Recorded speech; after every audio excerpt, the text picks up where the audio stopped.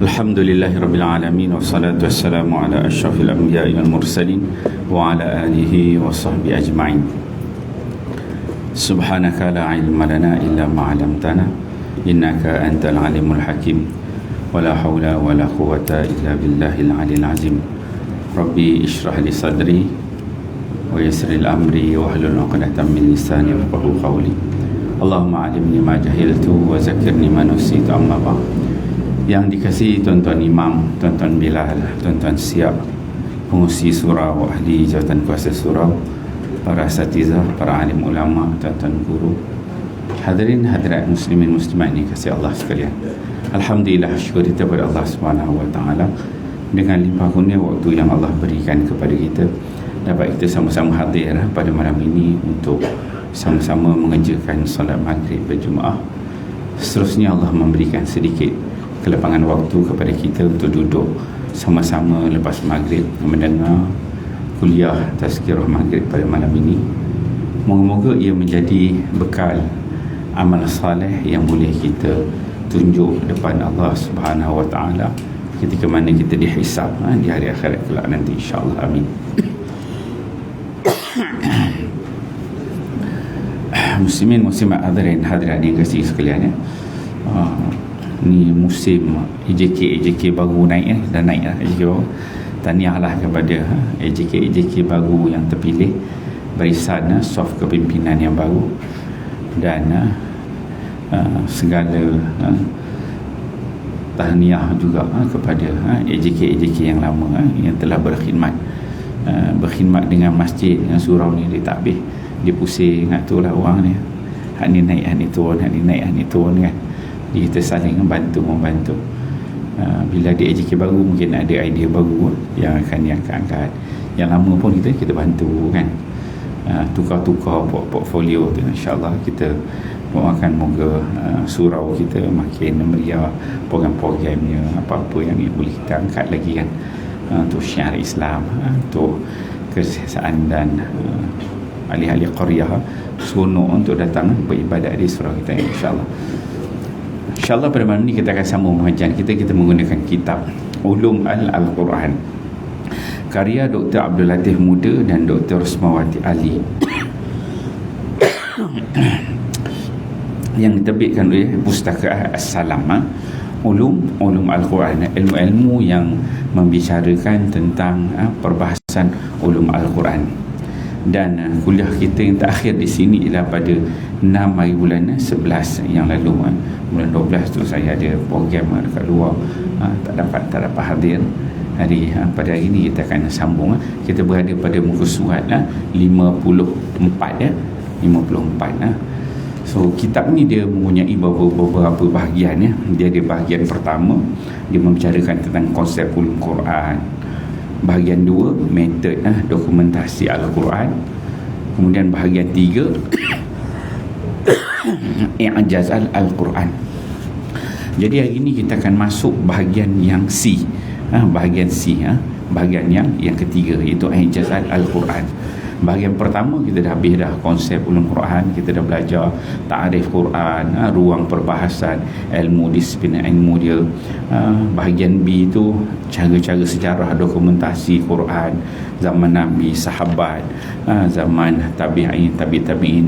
Kemudian dibincangkan tentang kelebihan, kepentingan menjaga Al-Quran, itu habis. Kemudian dimasuk mula daripada bahagian C ni, muka surat 55, kita akan membicarakan tentang i'jaz Al-Quran. I'jaz Al-Quran itu bahagian C. Kemudian bahagian D dia ada nasih dan mansukh.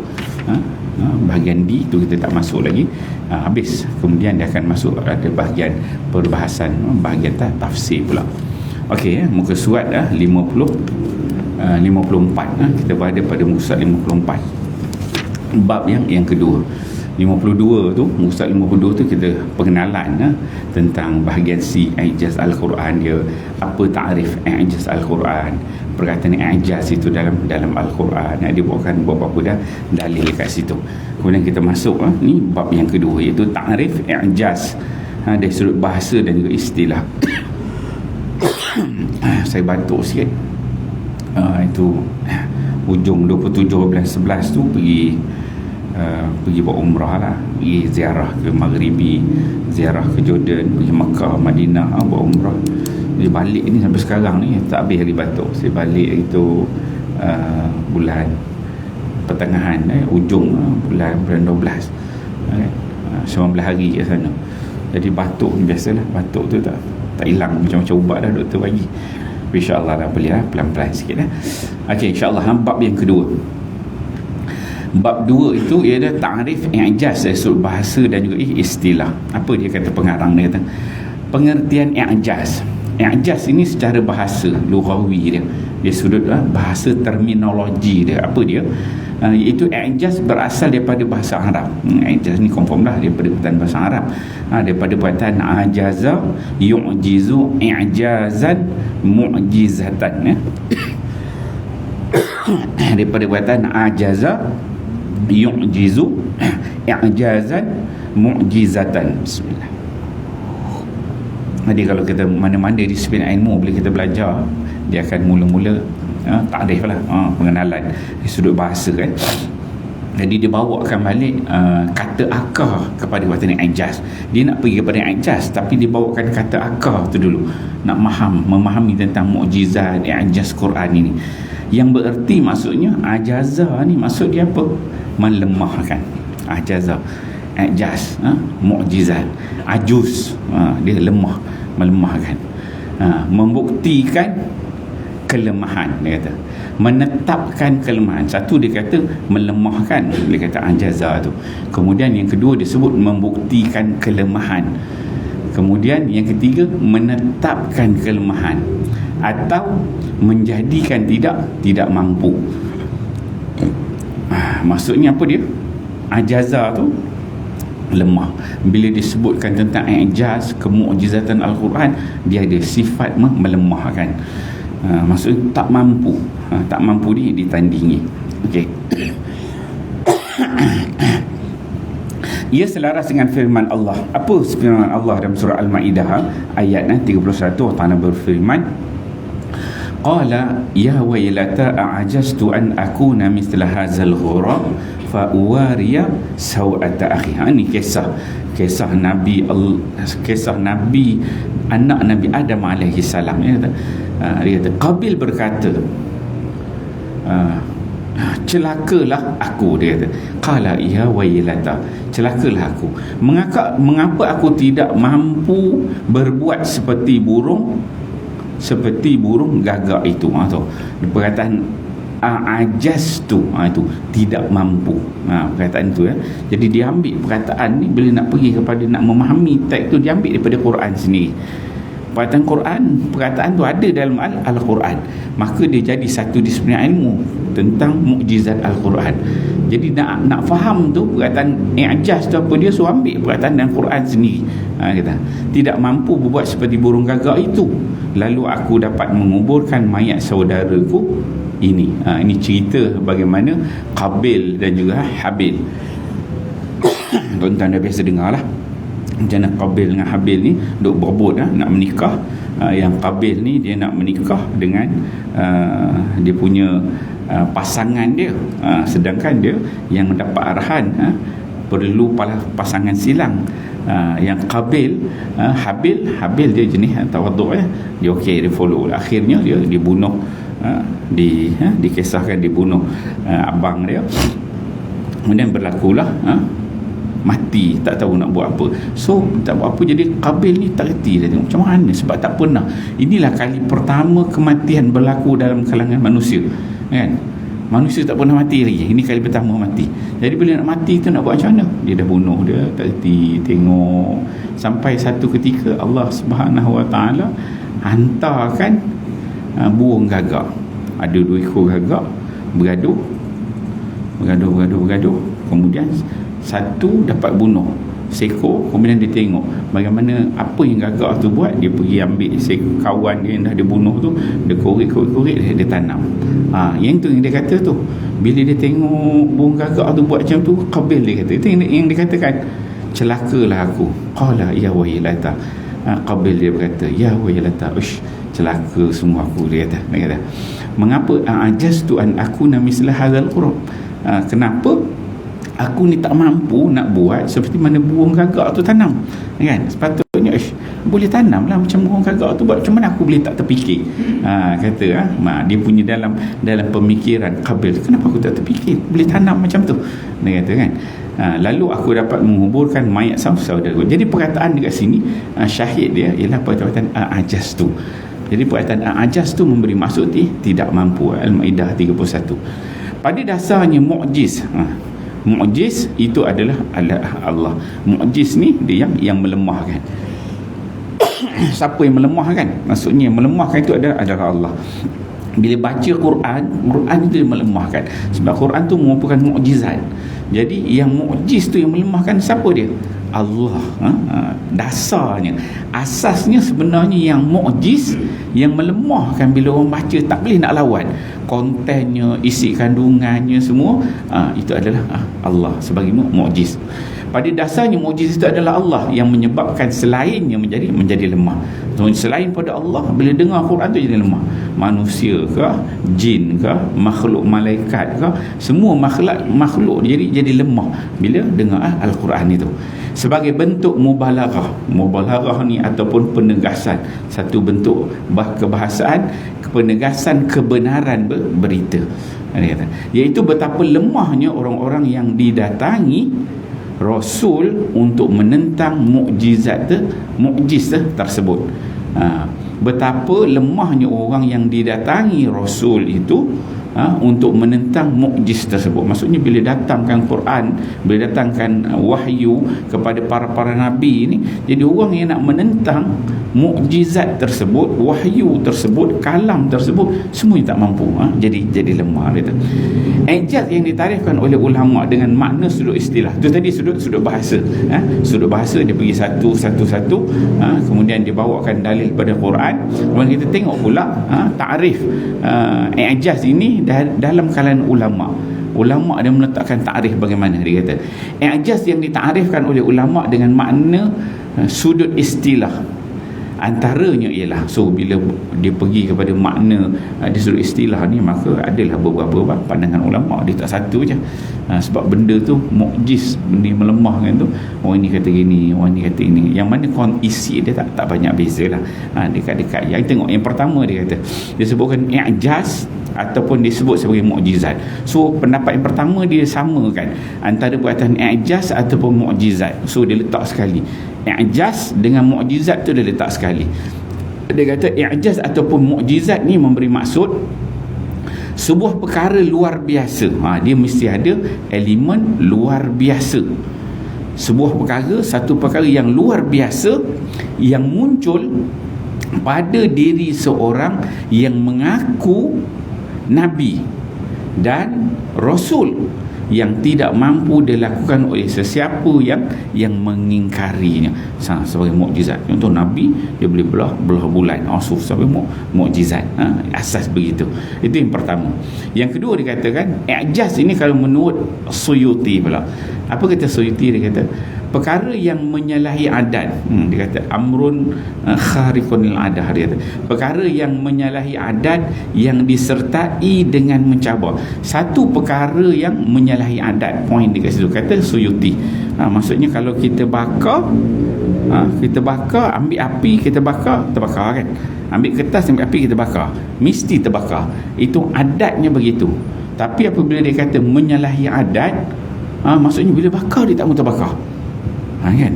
Itu yang dikatakan menyalahi adat. Adat kita biasa terbakar, tapi dia tak terbakar. Buatlah benda, ambil pisau, ambil tangan, potong, putus tangan, kan? Atau potong dia berdarah. Adatnya begitu. Tapi bila potong tak keluar darah kan. Itu dah menyalahi adat. Itu yang dikatakan yang menyalahi adat. Perkara yang menyalahi adat yang disertai dengan mencabar. Yang kedua, dia bukan setakat dia tu menyalahi adat, tetapi dia mencabar. Mukjizat itu mencabar. Quran itu datang, dia mencabar. Suruh orang kafir ni kalau boleh buatlah 10 ayat, buat satu surah, kan? Dicabar.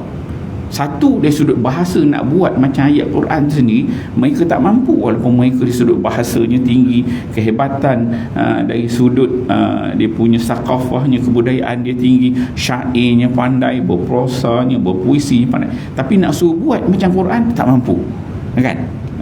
Kemudian dicabar suruh buat, kata disertai dengan mencabar berserta bebas daripada segala bentuk penentangan.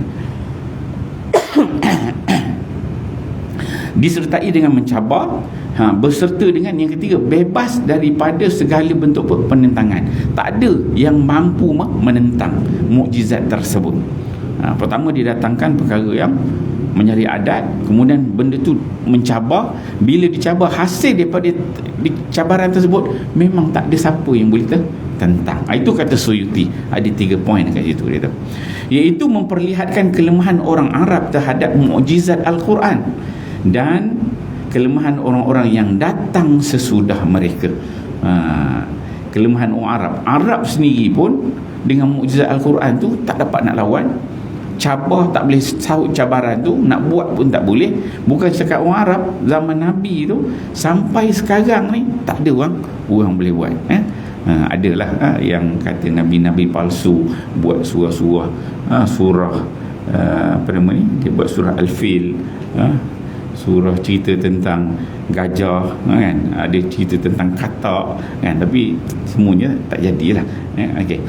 Kemudian yang ketiga, tarikh yang ketiga dia tu, i'jaz Al-Quran merupakan suatu ilmu. Okey, dia yang ketiga ni dia kaitkan. Tadi dimulakan i'jaz, dia kata, ataupun mukjizat. Suyuti dia datang dengan ta'rif istilah, dia kata i'jaz sahaja. Yang ketiga dia terus gabungkan, dia kata i'jaz Al-Quran. Dia kata i'jaz Al-Quran merupakan suatu ilmu yang membicarakan juga membahaskan tentang kekuatan susunan lafaz. So i'jaz Al-Quran, ilmu yang membicarakan tentang kekuatan susunan lafaz itu. Maksudnya bagi orang yang bahasa ni, pakar bidang bahasa tu, dia dapat faham kekuatan susunan lafaz. Satu, dan juga kandungannya. Ada 2 dekat sini. Satu, dia sudut susunan lafaznya. Kalau kita katalah, sebab kita bukan bahasa Arab, bukan bahasa kita, kalau kita bahasa Melayu, bahasa tu, tulisan kita dengar bahasa dia sedap, kan? Kalau pantun tu rima dia kena, dia punya 2 rangkap pertama dengan 2 rangkap yang seterusnya, dia kena rima dia tu. Gaya bahasa, lenggok dia, susunan lafaz dia, dia punya perkataan dia, sebutan dia, baris dia, semua tu dia kena rima dia, kan? Itu bagi orang bahasa lah. So susunan lafaz iaitu dan juga yang lebih berat itu isi kandungan Al-Quran itu sendiri, di mana semua itu mampu melemahkan dan mengalahkan pakar bahasa Arab dan selain. Yang mana dari susunan lafaz tu pun tak boleh nak cipta sama, apatah lagi isi kandungan Al-Quran itu sendiri. Jadi semua itu melemahkan. Satu, dia sebut sini melemahkan. Kemudian yang kedua, bukan setakat lemah, dia mengalahkan. Bukan bila lemah aja, tapi nak lawan, tak, lemah dan mengalahkan. Pakar-pakar Arab, semua orang pakar pun tak boleh nak beat lah dari sudut i'jaz Al-Quran itu sendiri. Berdasarkan pengertian tersebut, dapat difahami bahawa yang dimaksudkan dengan i'jaz Al-Quran adalah nilai kemukjizatan yang terdapat dalam Al-Quran itu. Nilai mukjizat. Mukjizat tu apa tadi? Dia kata yang melemahkan. Apa dia yang melemahkan itu? Sama ada sudut lafaznya, dia sudut isi kandungan, kefahaman dia daripada ayat-ayat kalam Allah itu sendiri. Nilai mukjizat itu yang nilai kemukjizatan yang terdapat dalam Al-Quran, di mana ia membuktikan kebenaran kerasulan Nabi Muhammad sallallahu alaihi wasallam, sekaligus ketidakmampuan orang Arab untuk menandingi mukjizat Nabi sallallahu alaihi wasallam yang abadi, iaitu Al-Quran. So dengan mukjizat itulah membuktikan kerasulan Nabi. Nabi bila dia kata aku ni dah diangkat jadi rasul, kan? Mana ada orang tabal Nabi Muhammad jadi rasul? Tak ada kan. Kita kalau sini sultan dia ada pertabalan dia kan. Kalau kita nak mesyuarat AGM kan, pengerusi ada orang cadang, ada orang sokong kan. Tapi Nabi Muhammad, siapa yang cadang dia jadi Nabi? Ada orang cadang? Tak ada kan. Siapa yang angkat dia? Allah yang angkat dia jadi Nabi. Datang bawa wahyu pun bukan kalangan manusia, malaikat Jibril yang datang. So manusia tak tahu langsung. Tiba-tiba dia datang dekat manusia, dia kata aku ni Nabi. Katalah aku macam ayah pin pula kan. Ada yang mengaku Nabi Harun kan, apa ni, yang Pahang, Cikgu Harun apa? Tuhan Harun, itu Tuhan Harun kan. Jadi mengangkat. Jadi Rasul ini bila dia datang, Muhammad sallallahu alaihi wasallam, bila dia datang dia mengaku jadi Nabi. Orang kata betul ke apa? Orang nak bukti. Apa dia bukti? Maka buktinya dia datangkan dengan mukjizat Al-Quran itu.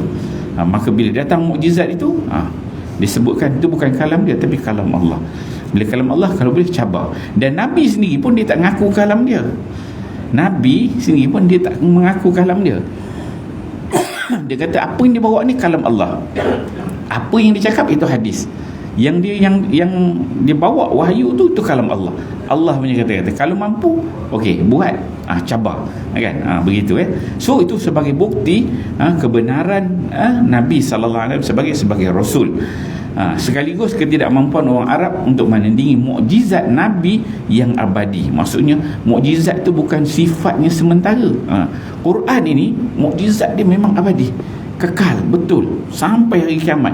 Dan Quran ni memang mukjizat sampai hari kiamat. Tak ada orang boleh copy, tak ada orang boleh buat. Dan konten isi-isi Al-Quran tu tidak pernah berlaku ta'arud. Ta'arud tu maksudnya bertentangan dengan kemanusiaan, hidup manusia. Pada zaman Nabi sampai sekarang orang kaji, orang jumpa ini pula dari sudut sains dia, orang tengok bulan. Dulu zaman Nabi belah bulan, mukjizat. Sama sekarang orang kaji pergi tengok, orang pergi bulan tengok ada bekas belting tu, betul rupanya kan. So zaman tu memang mukjizat tu memang berlaku, bukan sihir lah. Kalau sihir mungkin dia boleh buat silap mata, manusia tak tengok, tapi benda tu memang berlaku. Isi-isi Al-Quran pada zaman Nabi dulu, zaman sahabat, tabi'in, orang baca Quran, bukan semua faham konten dia. Ada yang faham, ada yang kurang faham, ada yang agak tergantung masuk dia kan. Zaman sekarang tu orang baca, boleh kaitkan, begini. Dia suruh. Tak pernah berlaku ta'arud, pertentangan dia katakan itu. Itu dia katakan sebagai mukjizat Nabi sallallahu alaihi wasallam yang abadi, yang kekal itu Al-Quran Okey.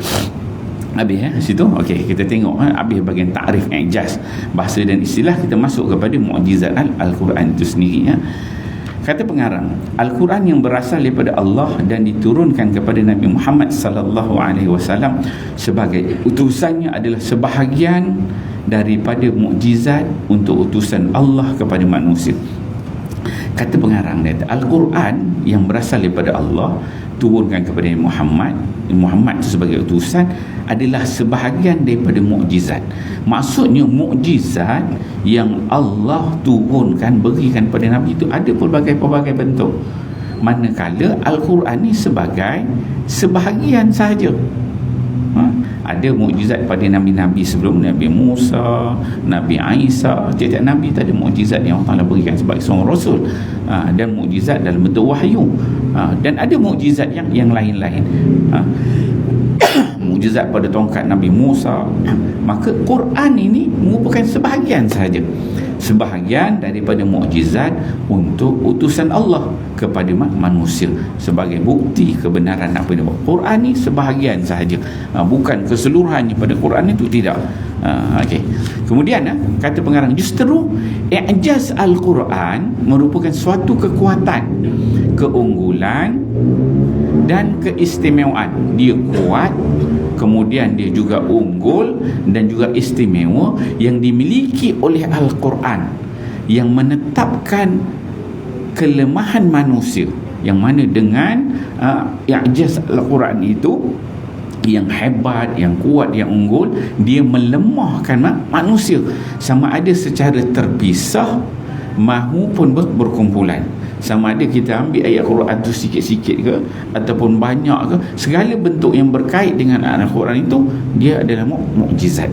Nampak je Quran dia katakan sebut Quran. Satu surah pun orang sebut Quran, satu ayat pun orang sebut Quran. Jadi semuanya adalah Al-Quran, sifatnya adalah mukjiz. Ni kata. Okey. Sehubungan itu Al-Quran menurut istilah As-Suyuti mempunyai dua aspek kemukjizatannya sekaligus, iaitu bersifat hissi. Kalau ikut Suyuti, Al-Quran menurut Suyuti mempunyai dua aspek kemukjizatan. So dekat sini bagi Suyuti dia sebutkan aspek kemukjizatan Al-Quran itu ada dua aspek.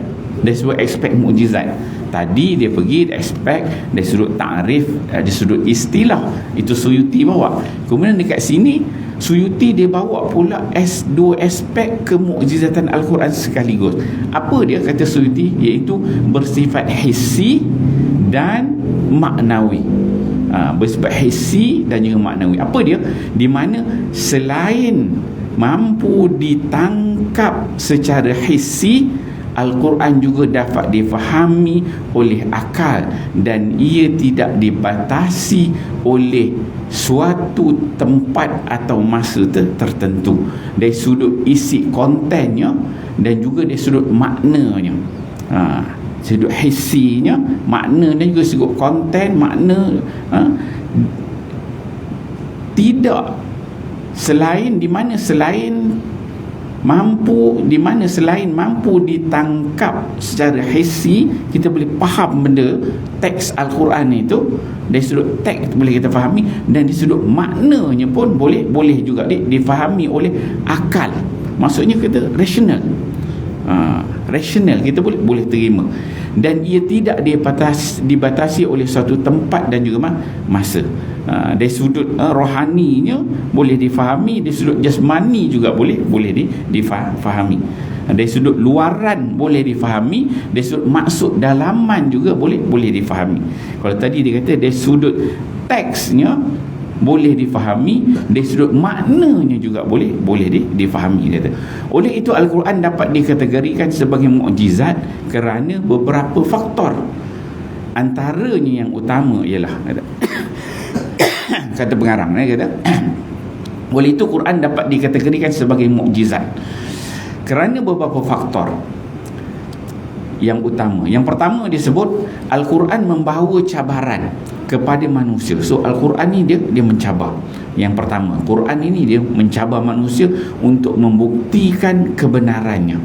Ada dua jenis cabaran yang dikemukakan oleh Al-Quran, iaitu yang pertama, cabaran bersifat umum.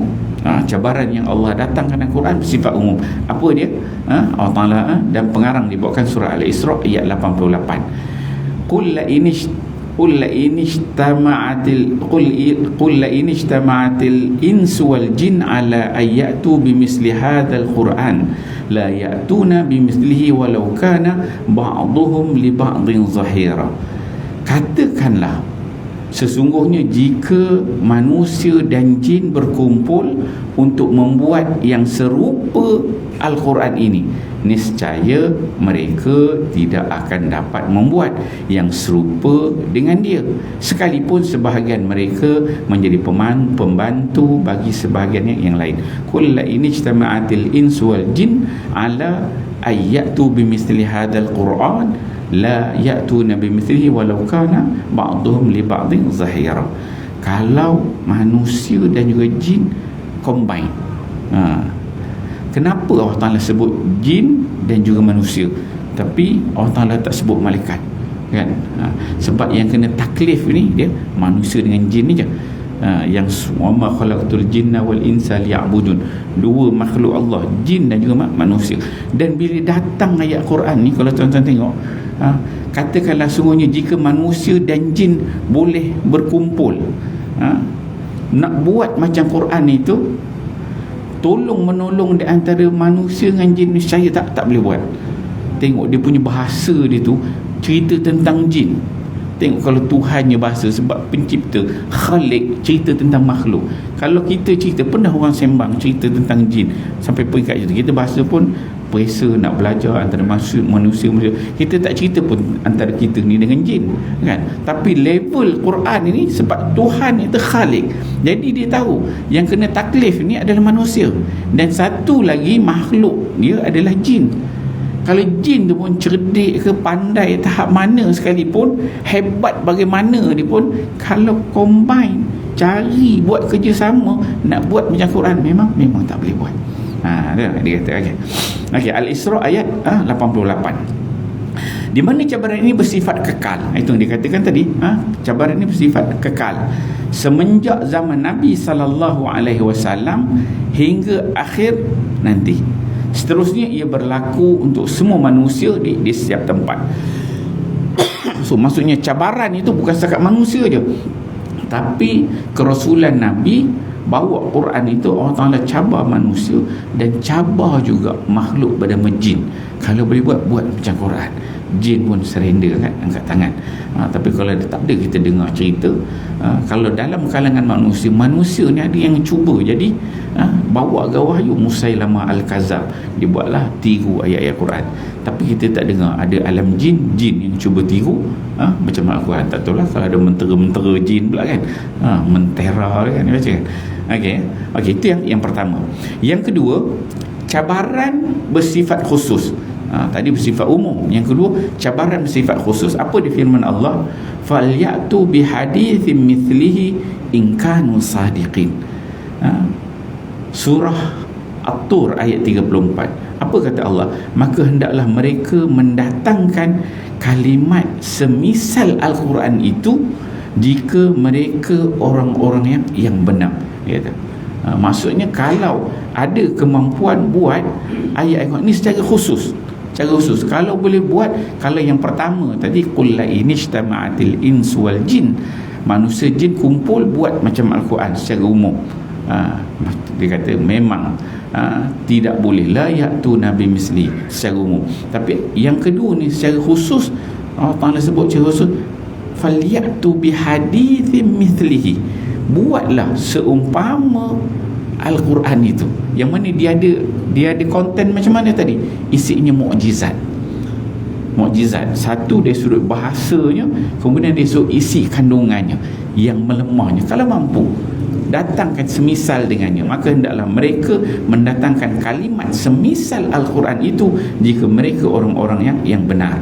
Selain itu, cabaran ini khusus ditujukan untuk golongan kafir dalam ayat yang lain. Itu ada beberapa tempat lagi. Allah Subhanahu Wa Taala berfirman, am yaqulu naftara qul fa'tu bi 'ashri thuwarim mislihi muftarayat wad'u man istata'tum min dunillah in kuntum sadiqin. Surah Hud ayat 13. Apa Allah Taala sebut? Bahkan mereka mengatakan Muhammad telah membuat Al-Quran, mereka Al-Quran.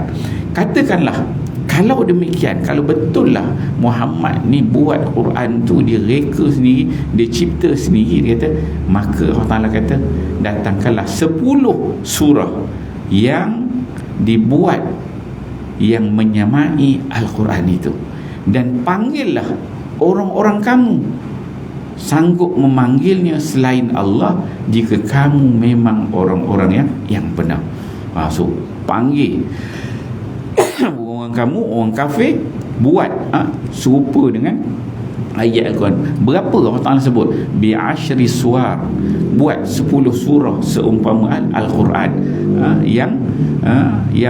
yang menyamainya. Kemudian panggil wad'u man istata'tum min dunillah in kuntum sadiqin.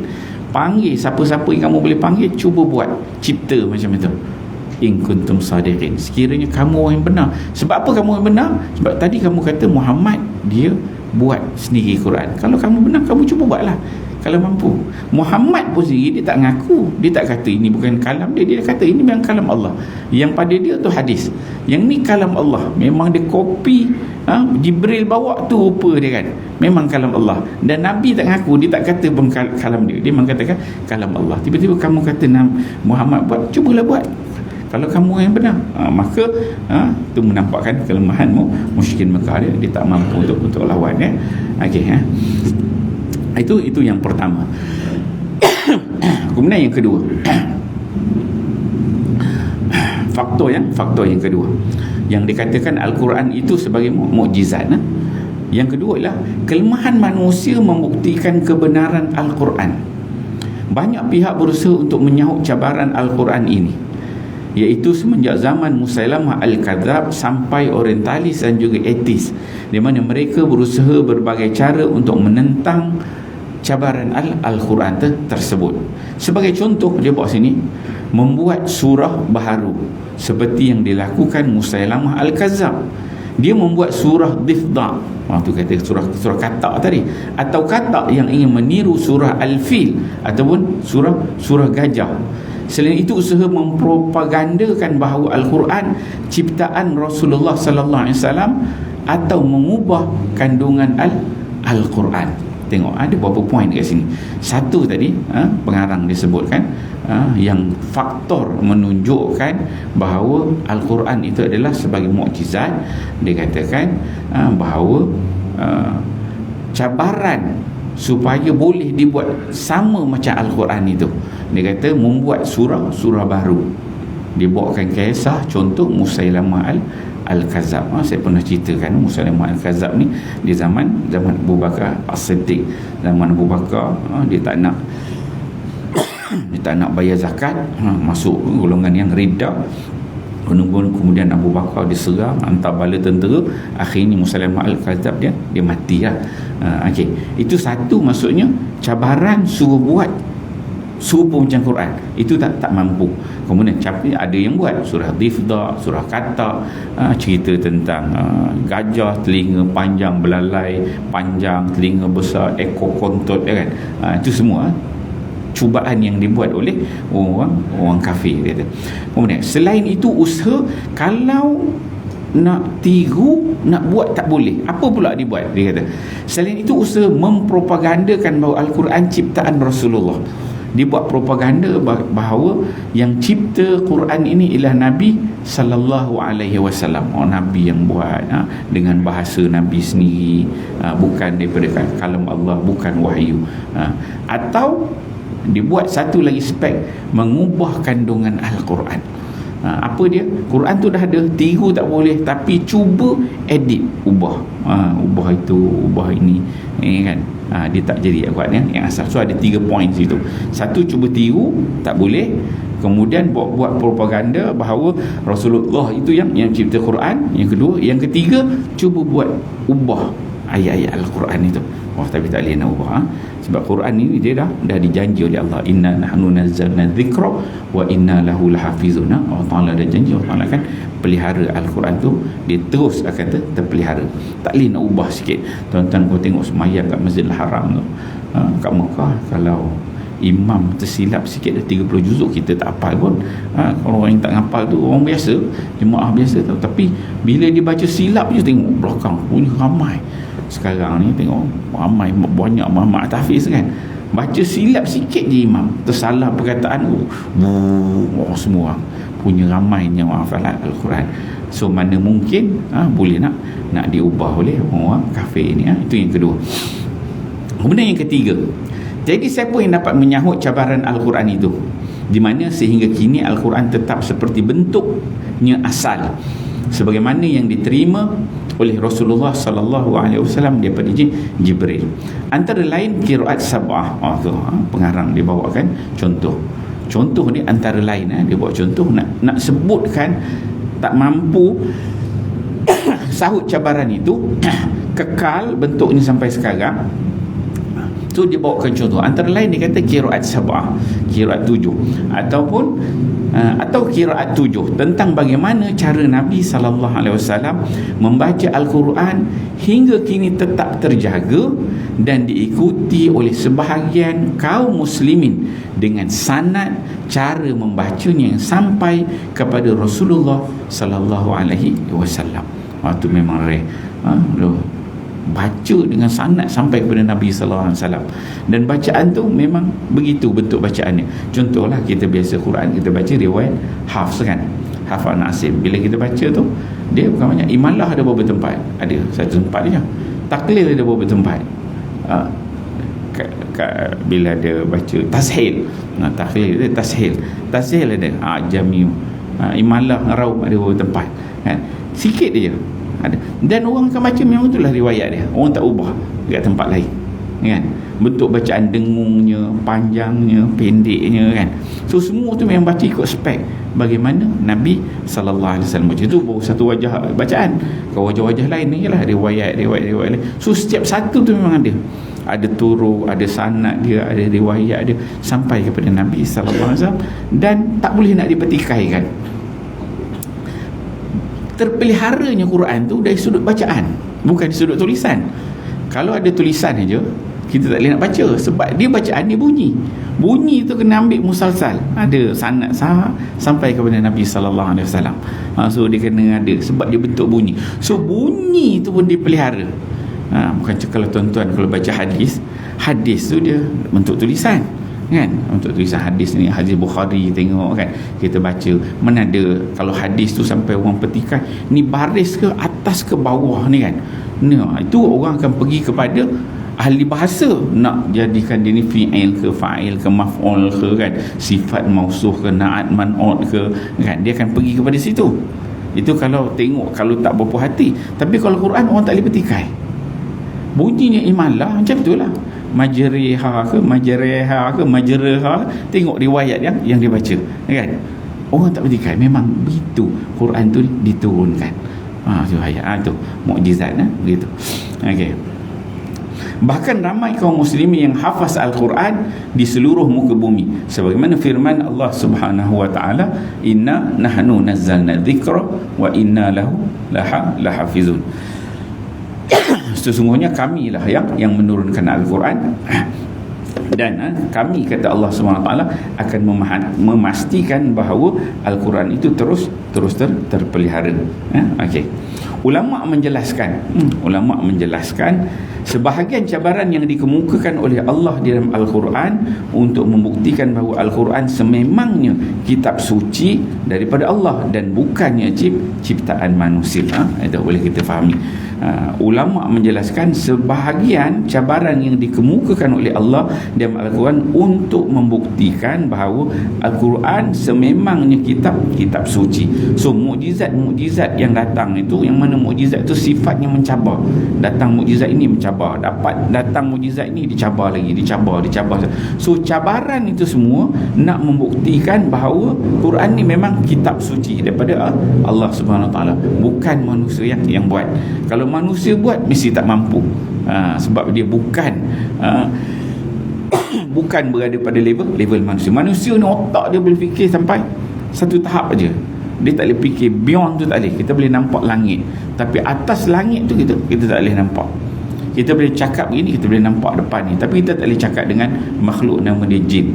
Tapi bila Allah Ta'ala keluar kalam dia, qul la inishtama'atil insu wal jin, dua sekali, kalau berkumpul manusia dan juga jin, mesti tak mampu juga. Kita pun cakap antara manusia je, tapi datang Quran ni dia ceritakan beyond daripada apa yang boleh kita fikirkan. Okey, habis tajuk tu habis tajuk. So kita tengok seterusnya skop yang ijaz Al-Quran menurut aliran pemikiran mazhab. Dia ada, bila sebut tentang mukjizat Al-Quran, dia akan ada idea daripada mazhab-mazhab yang membincangkan tentang ijaz Al-Quran ini. Dah masuk waktu azan dah belum?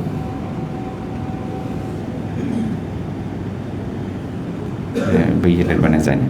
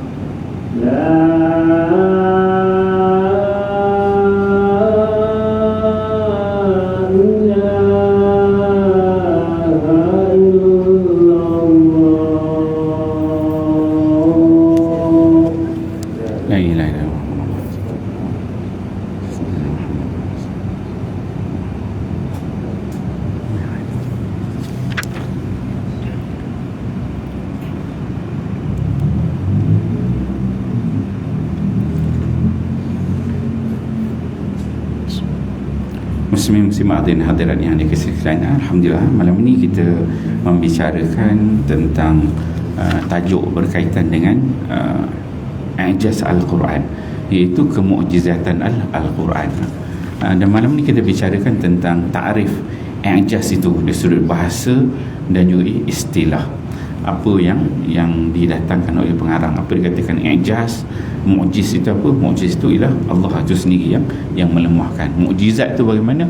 Dia ada kelemahan, menetapkan kelemahan, menjadikan tidak mampu.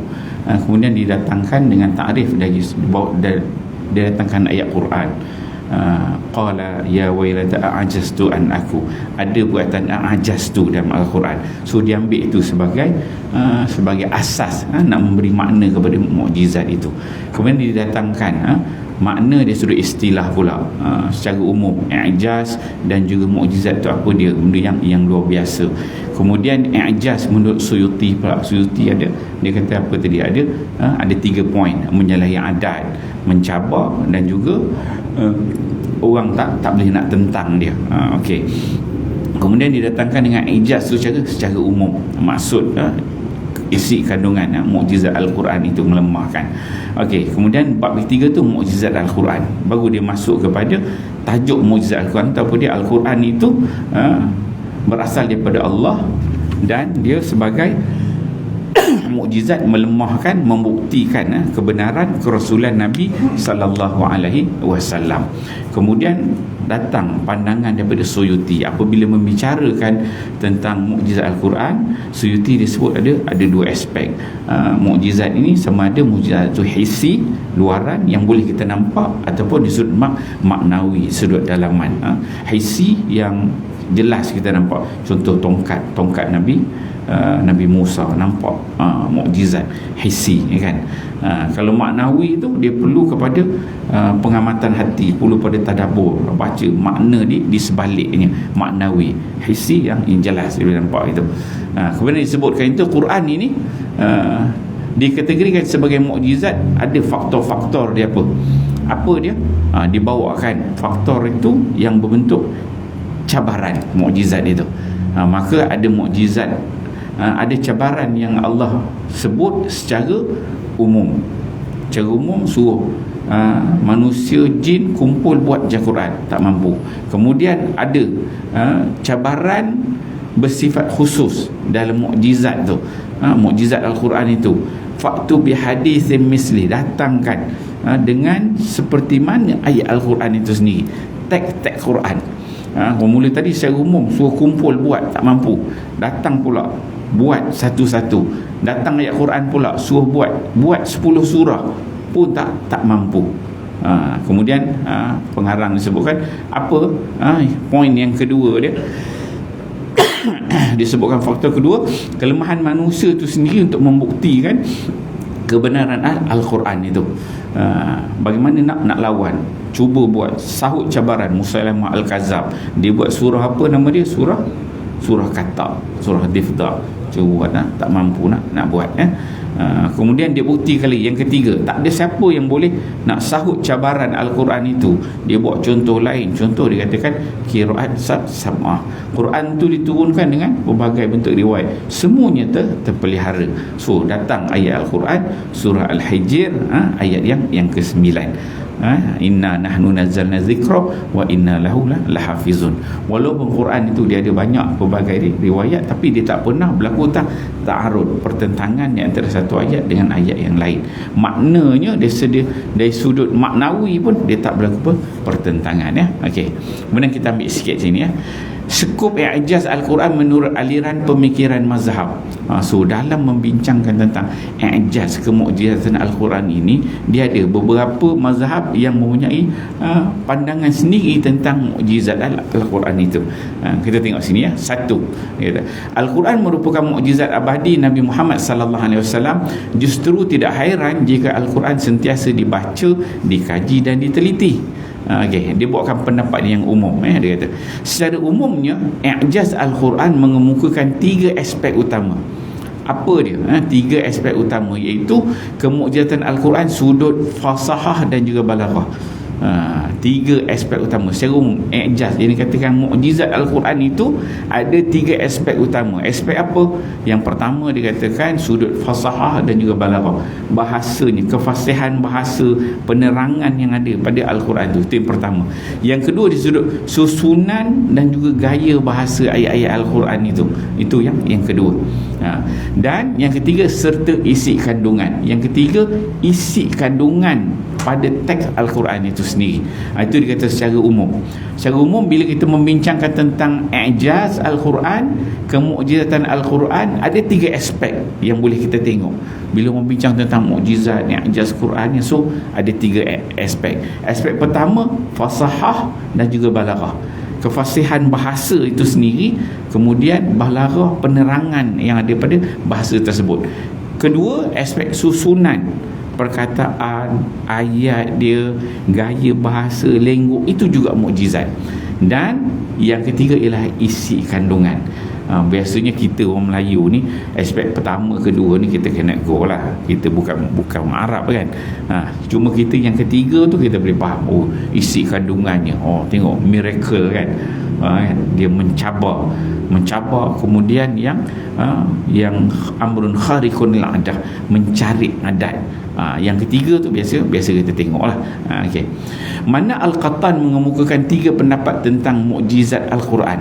Okey, mana Al-Qattan dalam kitab dia disebut ada 3 pendapat tentang mukjizat Al-Quran. Ni golongan mazhab ni, aliran pemikiran, kita tengok. Pertama dia kata golongan Mu'tazilah. Dia kata golongan Mu'tazilah mengatakan keseluruhan Al-Quran adalah mukjizat. iaitu bukan sebahagian atau beberapa bahagian sahaja. Oleh itu golongan Mu'tazilah berpendapat bahawa i'jaz itu berkait dengan keseluruhan Al-Quran, bukan sebahagiannya. Ini kata golongan Mu'tazilah. Seluruh Al-Quran adalah mukjizat, start pada mula sampai habis, seluruh, bukan sebahagian sahaja. Sama ada aspek tadilah, fasahahnya, balaghahnya, susunannya, gaya bahasanya, isi kandungan, semua sekali. Itu golongan Mu'tazilah. Itu yang pertama. Yang kedua, sebahagian ulama berpendapat mukjizat Al-Quran terletak pada sebahagian kecil atau sebahagian besar Al-Quran tanpa terkait dengan surah. Dia tak terkait dengan surah tak. Hanya mukjizat Al-Quran ni ada sebahagian kecil je, tempat-tempat ataupun sebahagian besar je, kata. Dalam erti kata lain, sebahagian daripada Al-Quran boleh menjadi kadar i'jaz, sama ada sedikit ataupun banyak, tanpa terikat atau dikaitkan dengan surah-surah. Pendapat ini berdasarkan firman Allah, falyatu bihadithin mithlihi in kanu sadiqin. Maka hendaklah mereka mendatangkan kalimat yang semisal Al-Quran itu jika mereka orang-orang yang benar. Kau boleh buat satu bentuk mukjizat. So bukan keseluruhan, sebahagiannya. Itu pendapat sebahagian ulama. Yang kedua. Kemudian yang ketiga, kita ambil yang akhir ni, ulama lain berpendapat kemukjizatan cukup dengan satu surah lengkap, sekalipun hanya surah yang pendek, ataupun dengan satu atau beberapa ayat sahaja. Pendapat ini berdasarkan firman Allah, wa in kuntum fi raibin mimma nazzalna ala abdina fa'tu bi suratin min mithli wad'u syuhada'akum min dunillahi in kuntum sadiqin. Apa? Dan kalau kamu ada menaruh syak tentang ayat apa yang kami turunkan, yakni Al-Quran, kepada hamba kami Muhammad, maka cubalah buat dan datangkanlah satu surah yang sebanding dengan Al-Quran itu, dan panggillah orang-orang yang akan percaya boleh menolong kamu selain dari Allah jika betul kamu orang-orang yang benar. Al-Baqarah ayat 23. Jadi kalau kita tengok dekat sini, ini pendapat secara umum, pendapat secara umum, kita tengok ada tiga pendapat. Satu Mu'tazilah dia kata semua Quran itu adalah mukjizat, start daripada bismillah sampai minal jinnati wan nas, semua tu ayat ke, surah ke, juzuk ke, baris ke, semua tu ada mukjizat. Satu pendapat. Okey. Pendapat yang kedua pula, sebahagian ulama dia kata tak, bukan semua Quran ni mukjizat. Hanya pada tempat-tempat tertentu sahaja yang melibatkan mukjizat Al-Quran, bukan keseluruhannya. Sama ada ayat tu panjang ke pendek. Dalil dia buatkan fa'tu bi haditsin mislihi in kuntum sadiqin. Bawa pula ayat Quran, surah Tur ayat 34 ada, boleh difahami. Itu pandangan. Kemudian yang ketiga, ada ulama lain pula pendapat dia bawa juga ayat Quran, surah Al-Baqarah ayat 23. Allah Taala berfirman, wa in kuntum fi raibin mimma nazzalna ala abdina fa'tu bi suratin min misli. Yang ketiga ni pendapat ni ayat Quran juga ada buat dalil. Dan Quran tu kata fa'tu bi surah, datangkan satu surah pun cukup. Maka yang ketiga ni tak, dia kata satu surah pun cukup dah, nak membuktikan bahawa kemukjizatan Al-Quran tu dah cukup dah, bukan keseluruhannya. So nanti kita akan rincikan lagi apa pendapat-pendapat ulama yang mana kita pakai. Kita sebagai ni tadi Mu'tazilah, kita bukan Mu'tazilah, kita ahli sunnah wal jamaah. Jadi kita akan rincikan satu-satu pendapat, dan pendapat mana yang sepatutnya kita pegang, yang perlu kita fahami dalam kita nak berpegang kepada mukjizat Al-Quran. InsyaAllah kita akan tengok pada kuliah yang akan datang, insyaallah. Auzubillahi minasyaitanir rajim. Bismillahirrahmanirrahim. Alhamdulillahirabbil alamin, wassalatu wassalamu ala asyrafil anbiya'i wal mursalin wa ala alihi washabihi ajma'in. Allahumma ja'al jam'ana hadza jam'an marhuma wa tafarraqna min ba'dihi tafarruqan ma'suma wa la taj'alillahumma fina wa la ma'ana wa la man yattabi'una syaqiyya wa la matruda wa la mahruma bi rahmatika arhamar rahimin. Rabbana atina fid dunya hasanah wa fil akhirati hasanah wa qina adzabannar. Wa sallallahu alaihi wasallam Muhammad wa ala alihi wasallam. Walhamdulillahirabbil alamin. Assalamualaikum warahmatullahi wabarakatuh.